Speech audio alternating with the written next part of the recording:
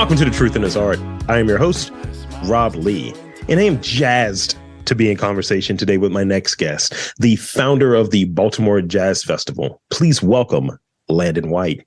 Welcome to the podcast. Hey, Rob, it's a pleasure. I've been seeing your work over the last few years, man. I'm loving the podcast, loving what you're doing. Thank you, man. And I mean, we're fellow alums. Let's keep it real, keep it authentic.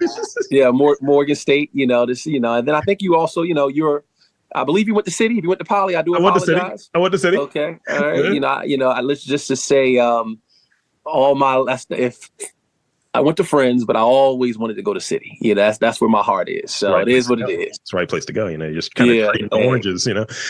Listen, I get it. So thank you for making the time and coming on. And, before we delve into the main course, if you will, I want to start off giving you the space to introduce yourself to the audience, give them a bit about your background and maybe some of those music festivals or music related experiences that had an impact on you. Oh, okay. Landon White, born and raised in Baltimore City. Kid that started at Cecil Elementary, matriculated to a middle school called St. Ignatius. Then I went off to Friends and Morgan State. And one thing about Morgan State is you can be next door to a football player, and then your roommate could be a gentleman from Philly that plays the piano for the music department, and two doors down you can have a guy in the band playing the cymbals, so you just never know who you're going to be with in the dorms. And that was the first time I got truly introduced to music, live music in regards to go-go music. That's the first time I've, truly had live music to that extent. Now, of course, I was in the chorus in high school, but I was the kid that, I had the professor sat me next to the best singer in the school. I'm pretty sure the young man went to Maryland to sing. And every time I was off key, they would, give me an elbow and nudge me. I had to take the course simply to finish, right? That was part of my prerequisite to graduate. And I took it my senior year, which everyone else took it their freshman and sophomore. So that was an experience. Went off to Howard Law, and from there, a lot of my buddies are in the entertainment industry. And, just some of them attorneys, a lot of them just manage, right? And from there, I actually met my wife from at Morgan, okay? And her family is a music family. I was in Canada, I want to say maybe 2014 or 15, not too sure when. And I met a drummer who I get his band incorrect all the time. The band is Snarky Puppy. I used to call him Puppy Snark Pup or whatever. I mean, I'm a kid from Baltimore. I didn't know. I never heard him before a day in my life. And, I travel a lot all over the world.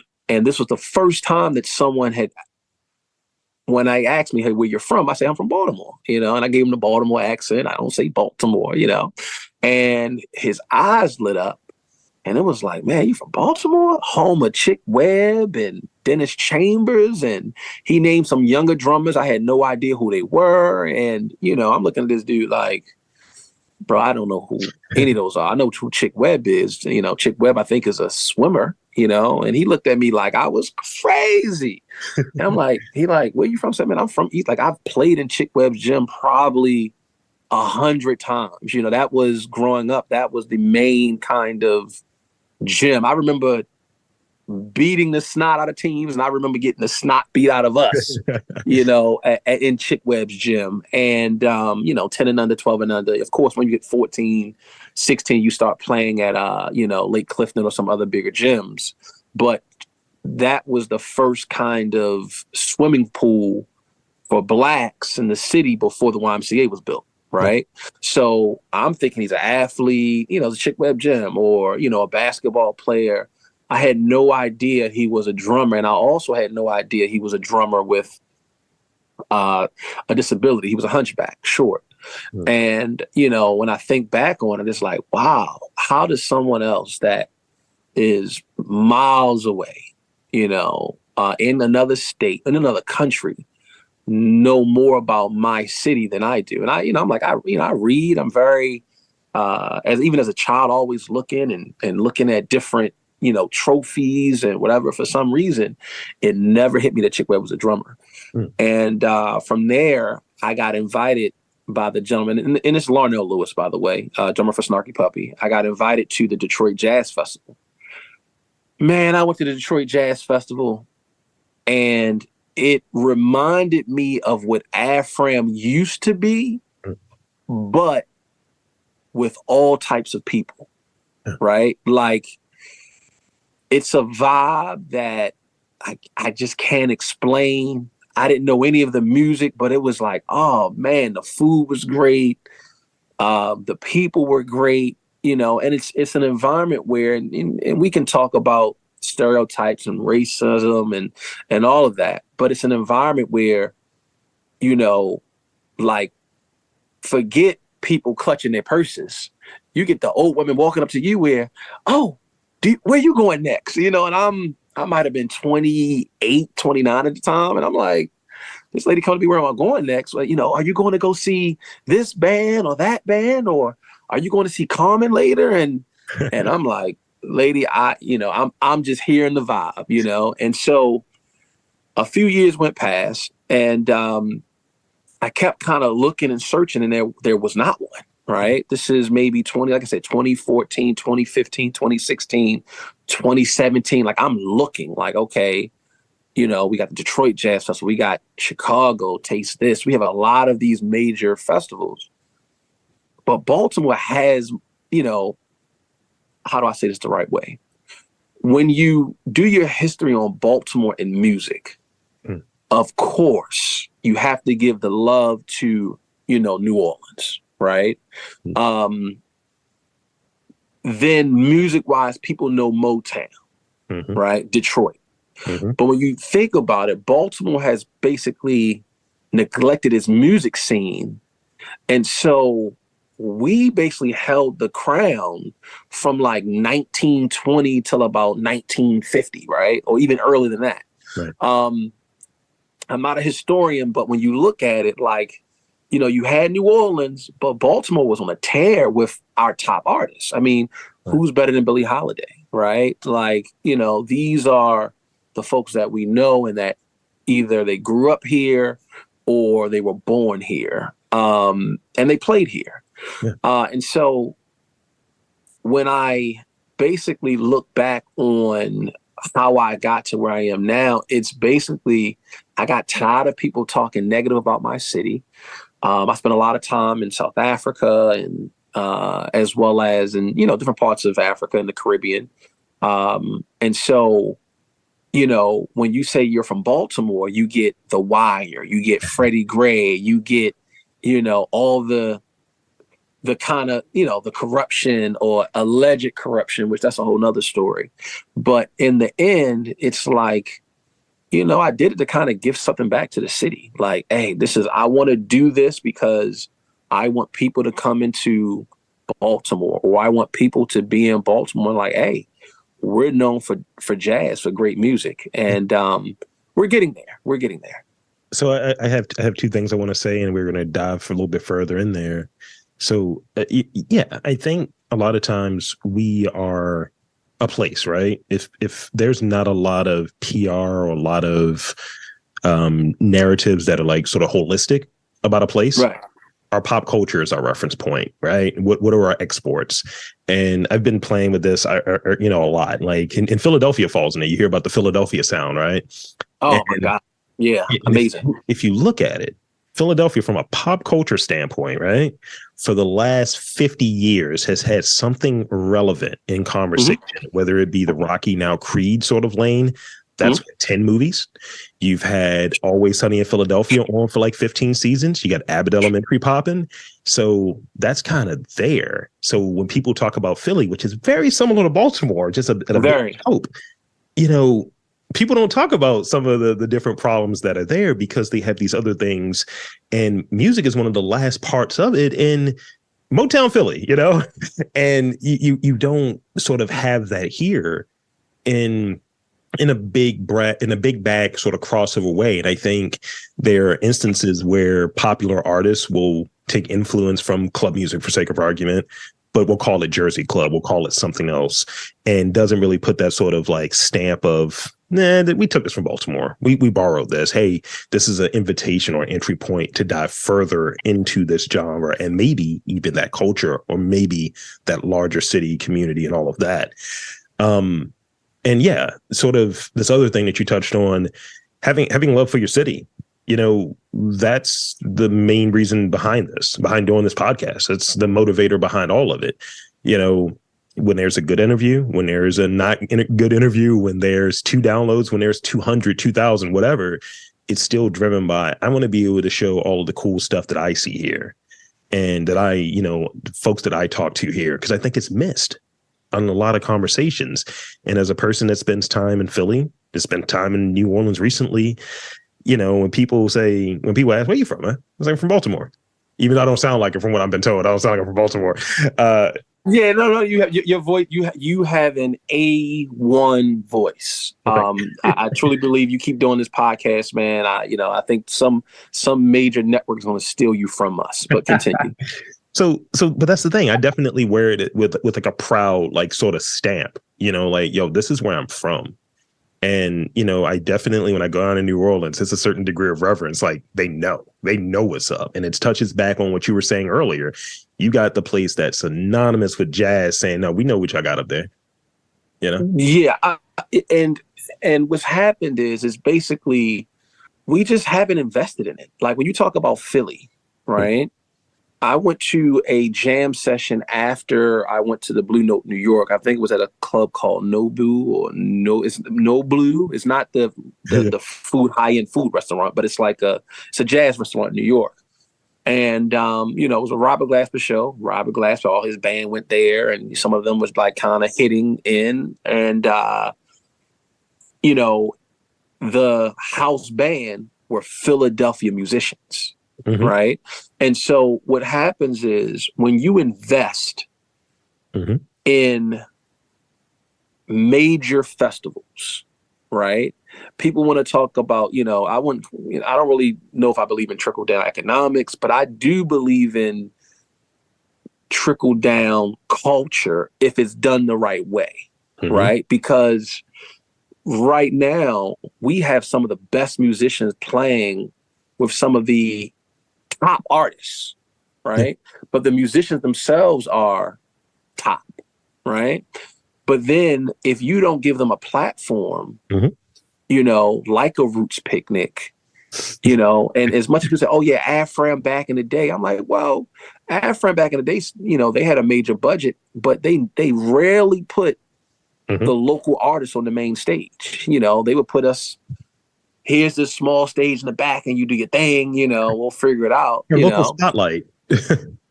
And even Artscape. And it's like, hey, this festival for me, I'm going to bring the Grammy Award winning artist in. Yeah. But if you are the top, if I consider you one of the top saxophone players in Baltimore, I believe you are one of the top saxophone players in the world. Mm-hmm. Don't let Grammy Award winning Casey Benjamin hit this stage and you don't try to burn it down first. Right. Right. And I've had very honest dialogue with the musicians, and I get it. Musicians are very close-knit about their stuff. It's, hey, when you are on the Baltimore Jazz Festival stage, I'm promoting you guys. I'm not just promoting the main artist that we're having. I'm trying to put you guys in position to travel all over the world so that when you come back to Baltimore, you hit this festival. And, we're doing this on a shoestring budget right now. So hold on. Let's reset that stage real quick.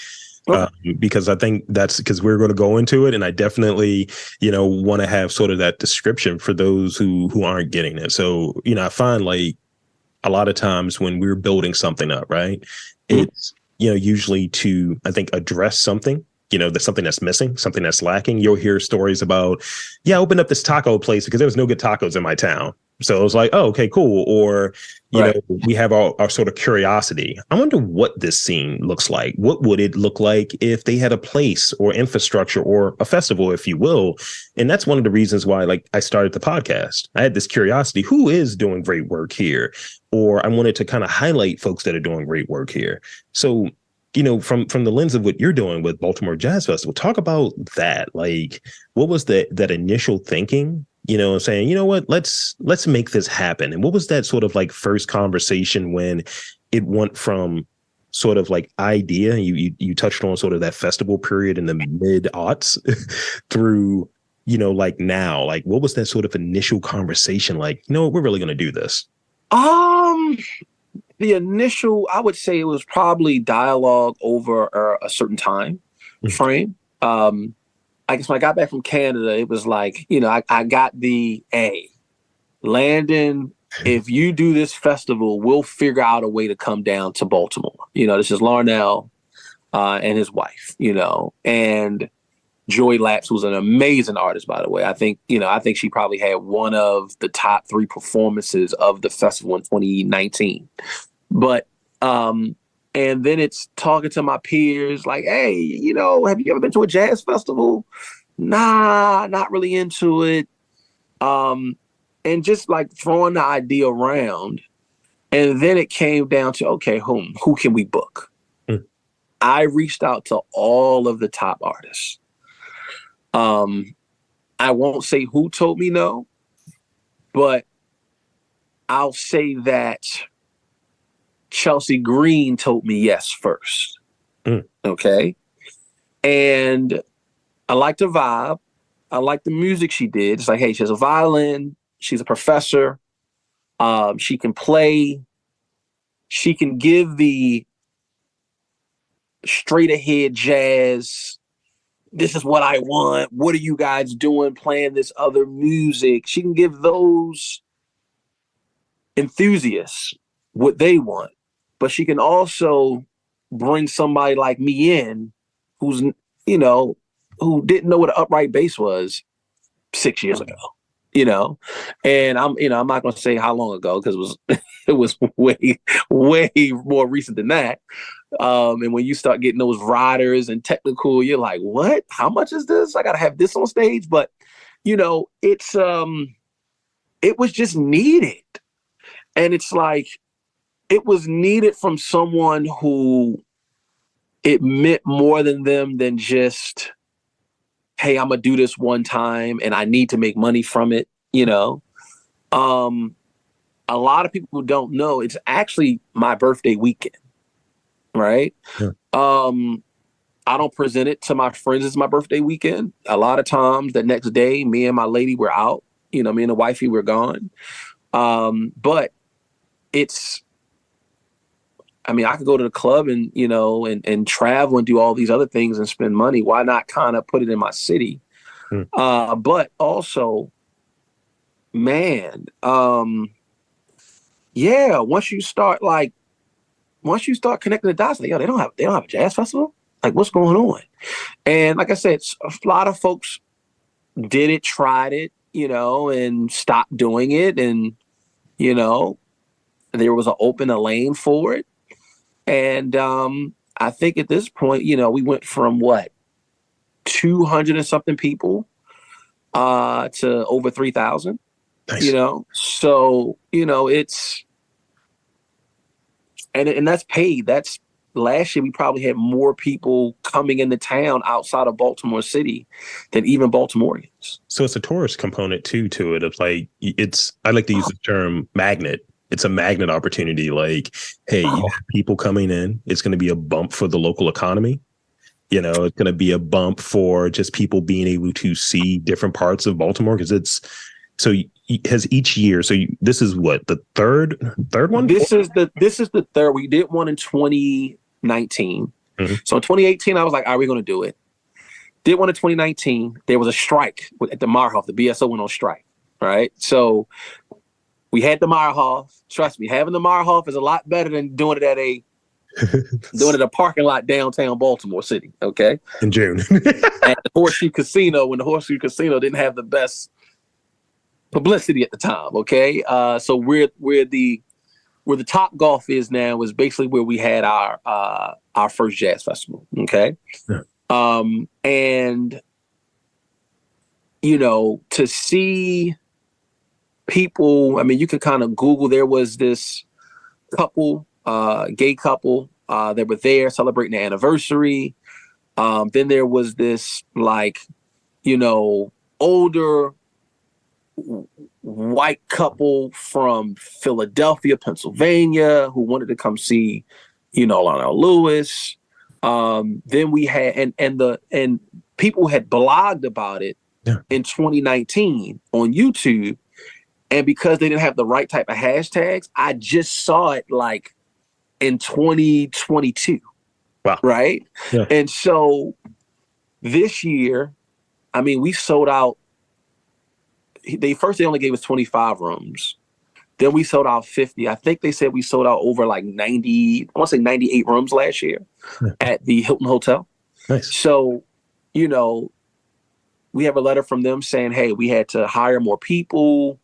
We had to, do this. And, basically, they gave us our economic impact from that event. We did the numbers. We kind of did the numbers similar to how they do Preakness. And without getting one dime and really no help from the city, we've already had over $1 million impact on the city already. Nice. Right? For this past year.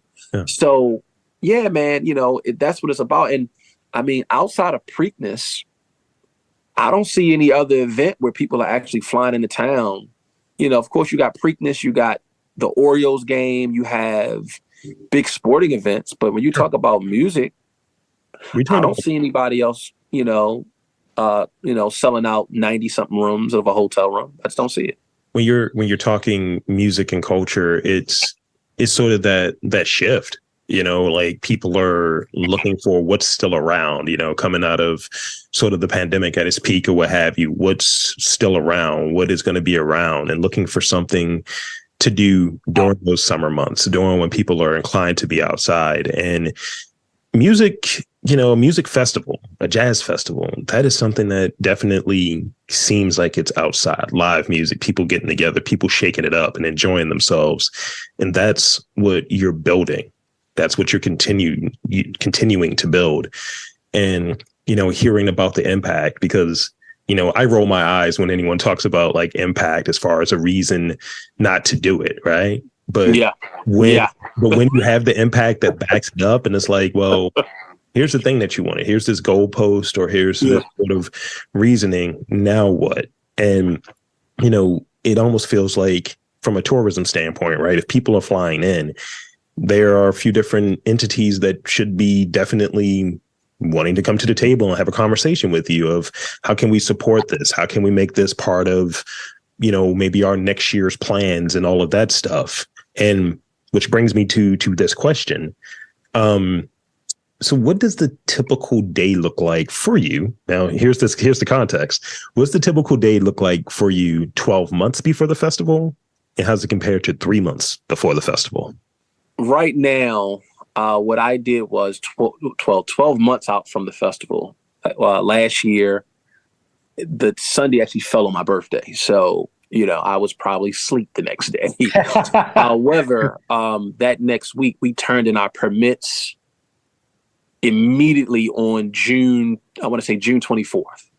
Right? Last year, we turned in our permits, and we were going to do it at Canton area. But then is that Canton? No, what's that? What's the off the water when you're on Boston Street? That's not Canton. No, that's Canton. That's Canton.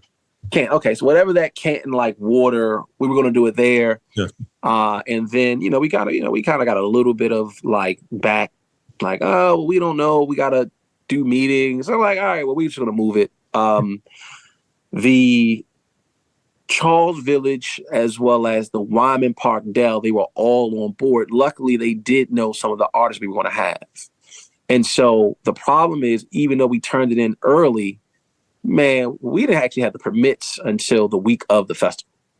So, we were really taking a gamble in regards to that. So right away, I went ahead and got the permits this year. And then also I know people saw what we were doing, and I knew they were going to try to like kind of copy. I'm kind of seeing that with some other major festivals that are kind of in the same area.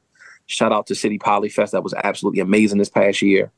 Because they kind of set the benchmark for a lot of other festivals that are happening down in that area.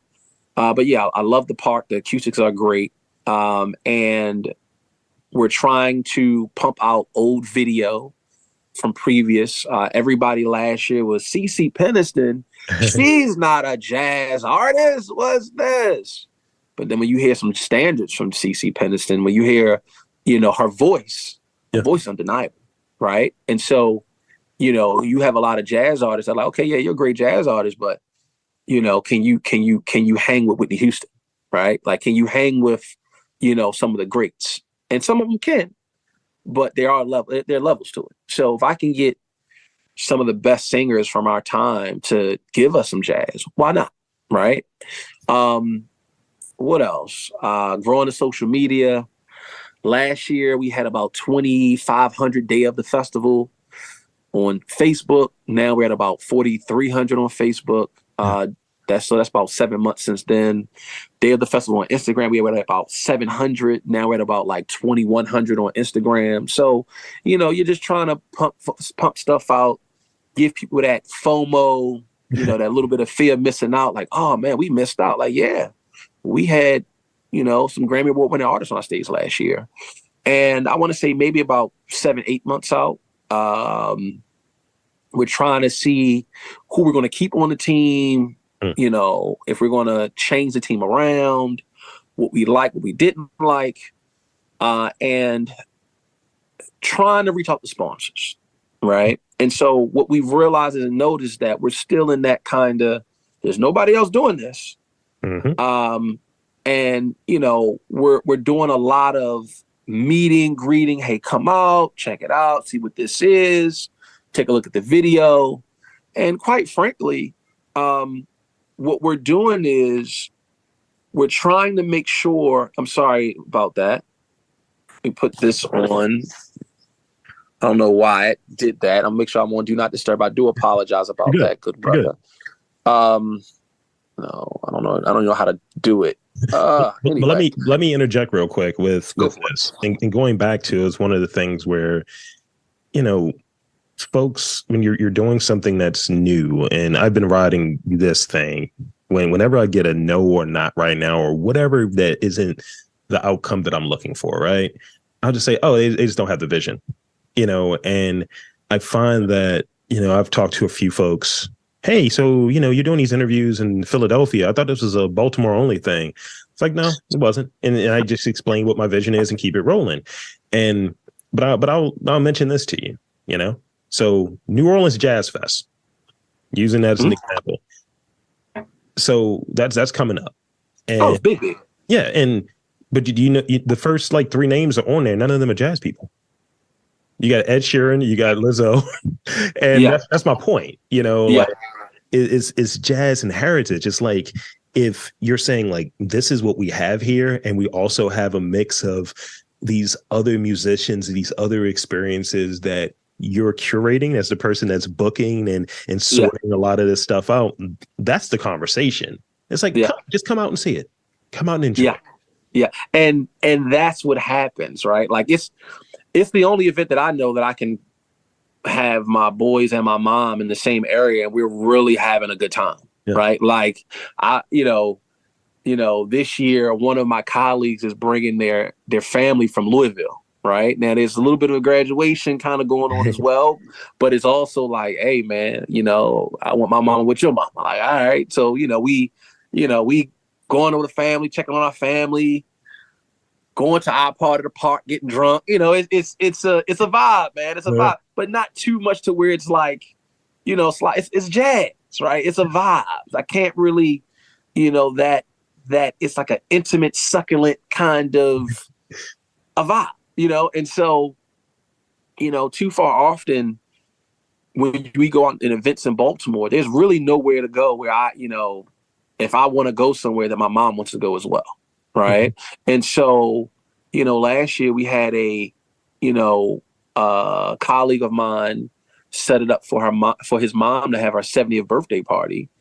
And she brought her mom, who was 99 years old, and, there are no children allowed unless you know the team, right? And if you know the team, that child has to be, in music lessons, or got to be like close to me. Because, Miss Suzanne doesn't want to have children running around while she's trying to enjoy Roy Ayers, right? And so, I got to know them out, man. They're like, what's going on? So last year we had maybe about 4 or 5 children. And I'm like, look, they're going to work. They're going to be volunteers if they come, right?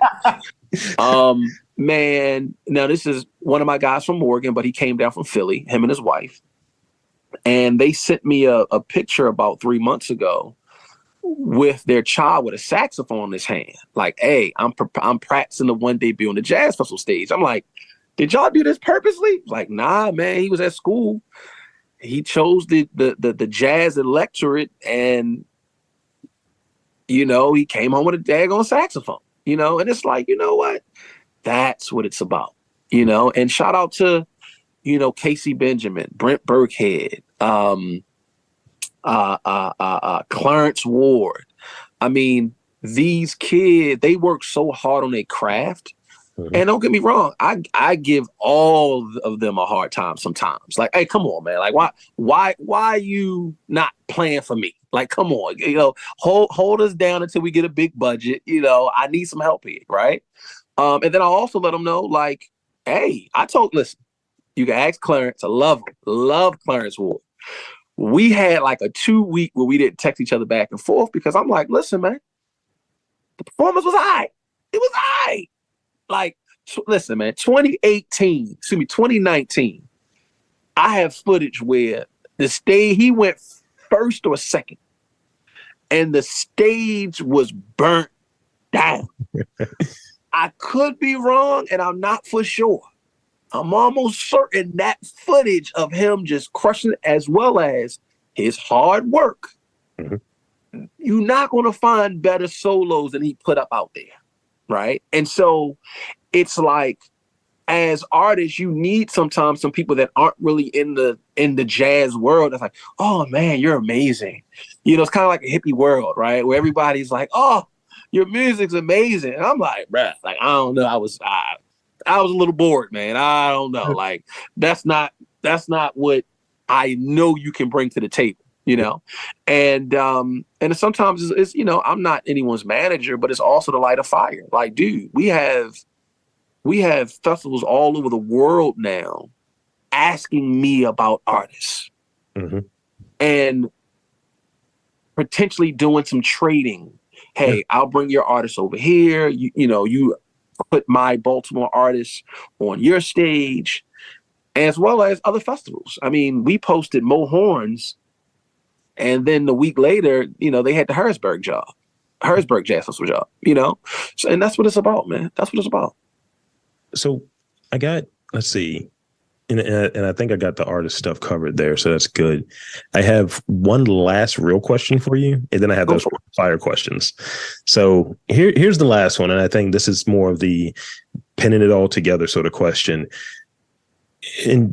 What are 2 to 3 qualities that make for a great festival? I'm trying not to give my sauce away, but so much. I'll give you like,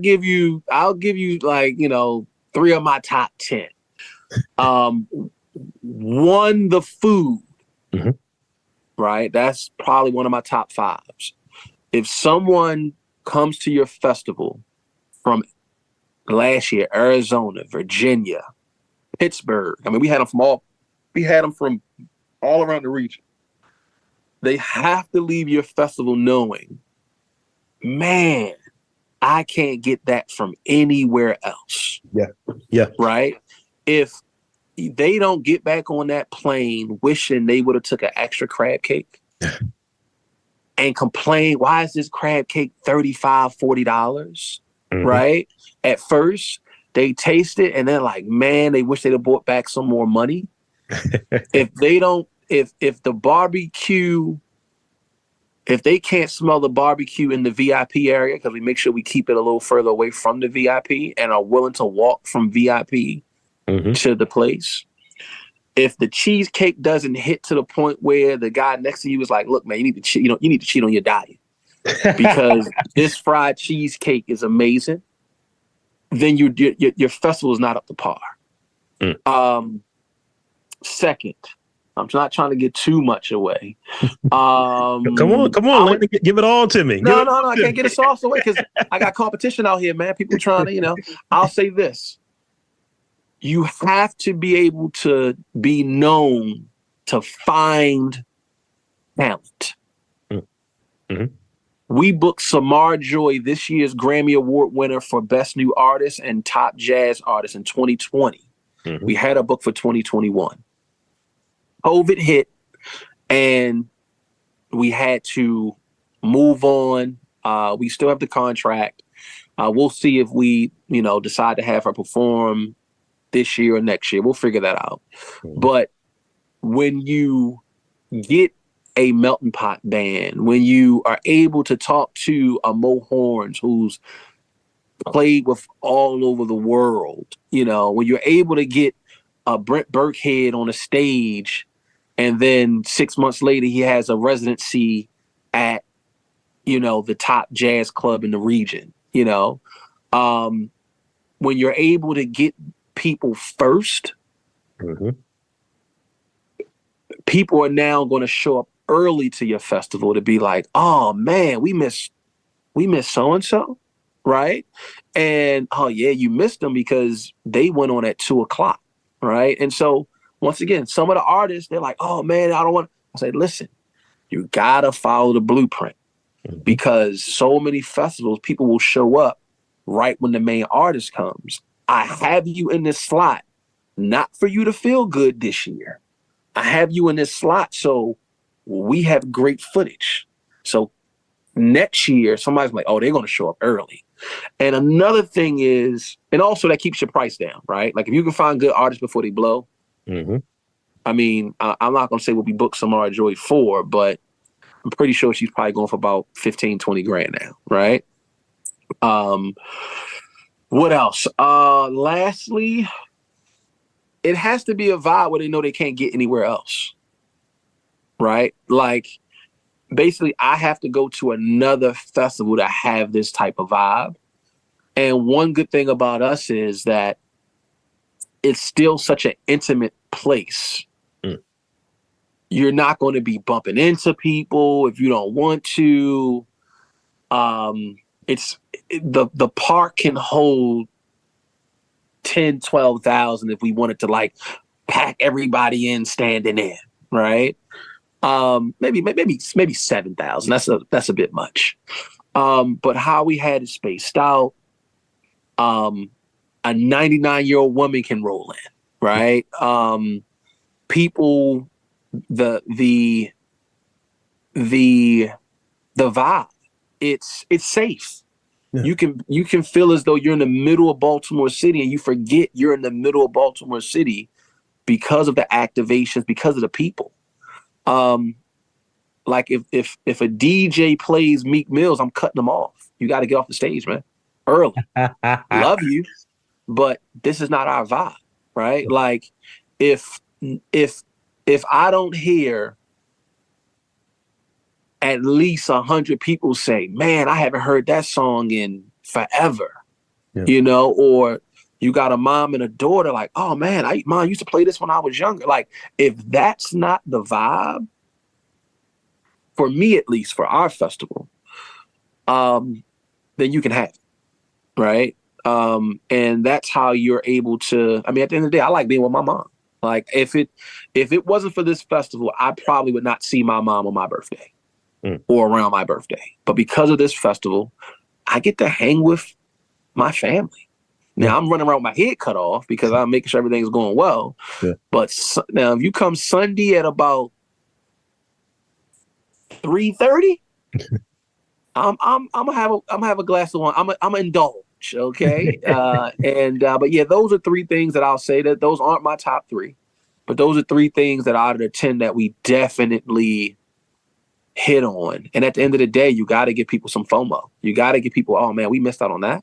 Yeah. And it can't be something where, hey, you know what? I missed out, but I could just go to brunch the next day and listen to the same music, or the next week. It's like, definitely there's a lot to be said about the FOMO component, the creating an experience and a whole vibe that it's underappreciated. And I think when a culture, when a place, when a sort of situation has that, you can't replicate it. You can, it's like, this is what comes from us. We've curated this, we've organized this in a way, and we're generating this, from your team and all. So that's pretty much the 2 cents on that. So I'd like to, continue success in that regard. And, we'll see what happens this year. We're looking forward to it. So as we move into sort of the rapid fire portion of this podcast, so don't overthink these. Go for it, man. Go for it. So I got 5 of them. What was the first show that you either watched or you attended? Like, what's the first show that comes to mind for you? Show is in what? Like a TV show or? Festival, music oriented. It could be a live concert. It could be like, I went to this concert, this place. I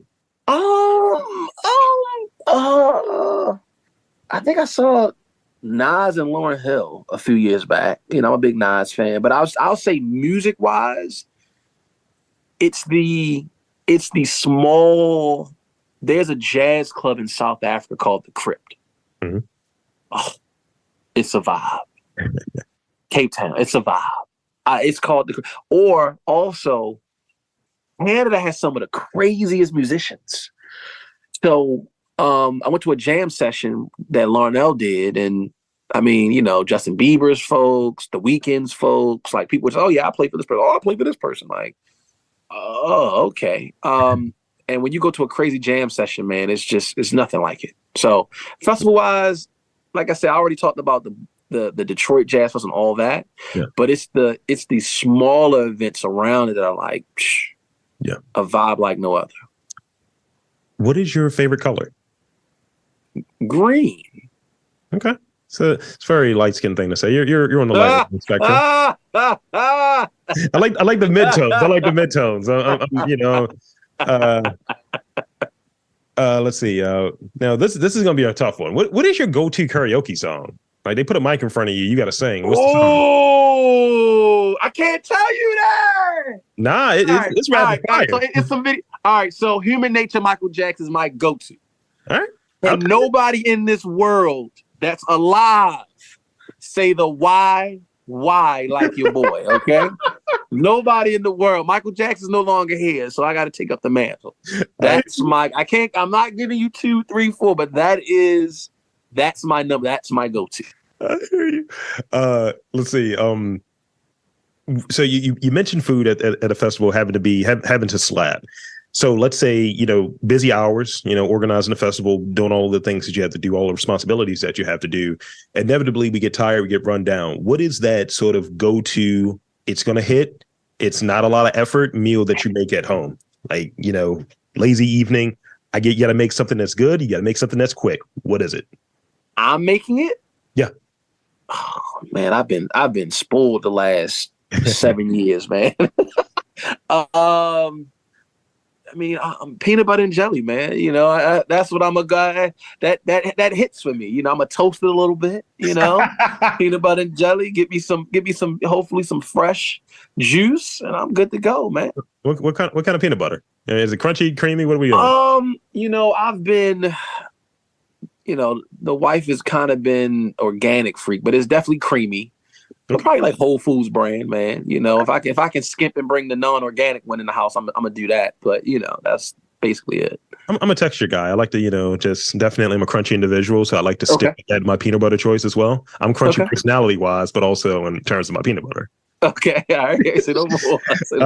This is the last one I got for you. And this one has been controversial. I took it out for a while, and I'm bringing it back.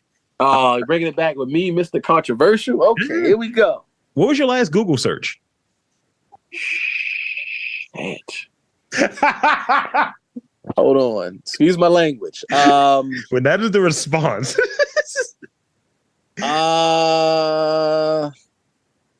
My last Google search was the federal sentencing guidelines. And what's a 34 in the federal sentencing guidelines? It's something like 160 something months. Luckily, a former guy didn't get that. But yeah, that was that was the federal sentencing guidelines. And what's a 34 on it? So I had to find the chart. That was my official last Google search. Mine was not that informational. Mine was like, how much do you need to sweat? It was literally some workout measurements. So yeah, it's a thing. Listen. You got to know what you need to know. Listen. I'm glad you didn't ask me. This morning. This is coming at the right time. literally. So that's pretty much it. So one, I want to thank you for coming onto this podcast and, spending some time with me. And two, I want to invite and encourage you in these final moments to, plug away, share website, social media, all of that good stuff for folks to check you out, learn more about the festival, learn more about getting tickets, all of that good stuff. Okay. So, so this year, we have Roy Ayers, the legend, in the scene. We have the songstress Tweet. She's contracted to give us 3 jazz standards. That's on Saturday, along with, our illustrious folks that play jazz locally. Sunday, we have Larnell Lewis. We have the Melting Pot Big Band. I believe we also had the Baltimore School of the Arts. We were told yes, but I have to check on that. Casey Benjamin will be playing. And, we will have the jazz that people want to see. As I learn more about jazz, I don't want to turn this into a music festival. I have other ideas to do with a music festival. I want to do jazz here. So you're going to get your straighter here. You're going to get your real jazz here. Of course, the Isaac Parhams, Clarence Wards, I think Tim Green, Eddie Bacchus. I'm hoping we can get Craig Austin, and his band, a lot of the local guys, Rodney, Kelly's, his son. I've never had the Pops on stage, but, it's a lot of folks. I would love to eventually get, Warren Wolf and these guys. But, BaltimoreJazzFestival.com, at Baltimore Jazz Festival on Instagram, at the Baltimore Jazz Festival on Facebook. And just know, we're coming.